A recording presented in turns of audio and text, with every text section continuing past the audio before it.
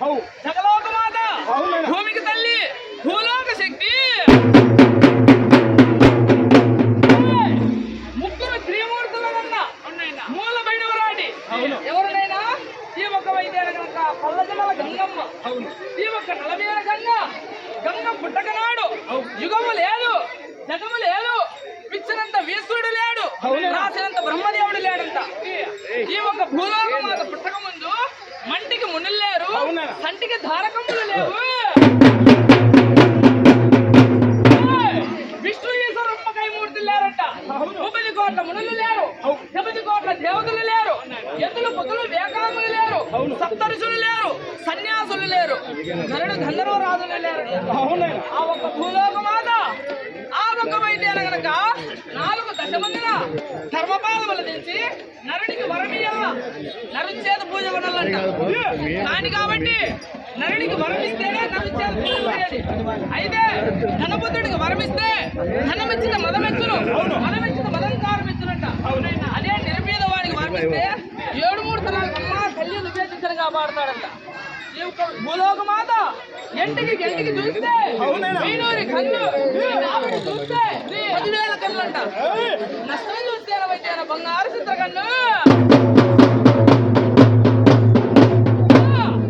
నష్టంలో ఉండేటువంటి బంగారు చిత్రటువంటి పారు చూసినట్ట. అప్పుడు అయితే మల్లారి పేడ కనబడతా ఉందంట. ఎవరికి ఆ ఒక గంగమ్మ మల్లారి పేడ కనబడితే ఈ యొక్క మల్లారి పేడలో కఠినము పోకోకుండా ఆ ఒక వైద్యాల కనుక భూలోకమాత కాపాడుతా ఉందంట. అప్పుడు ఆ ఒక బల్లారి దుర్గమ్మ అడ్డపడినాదంట. ఏమక్కయ్యా నీవు మమ్మల్ని కన్నదానివి, మా నోటి మీద నేను కొట్టచ్చునా అంటుందంట.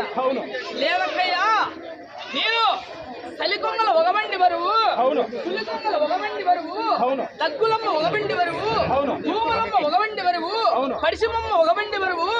ఆ ఒక్క వైద్యాన్ని కనుక ఆ పొగమైన వెళ్తే ఆ ఒక్క 7 14 కళ్ళు గావించుకొని ఆ ఒక్క పీనుగలు తినేటి పిశాసి ముండ, ఏనుగులు తినేటి ఎదరపుండంట. ఆ ఒక్క పాపిష్టముండ ఏకదృష్టి పారు చూస్తే బల్లారి పేడ కనబడిందట.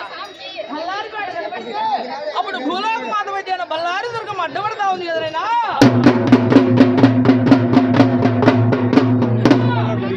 బల్లారి దుర్గం అడ్డుపడితే అప్పుడు లైన్ చేస్తాను చూసుకోమని పోతాన భయ్యా అంట. లేదనా లేదు తల్లి, నీవు అయితే పోయేదానికి లేదు. కానీ ఆ ఒక భూలోక శక్తి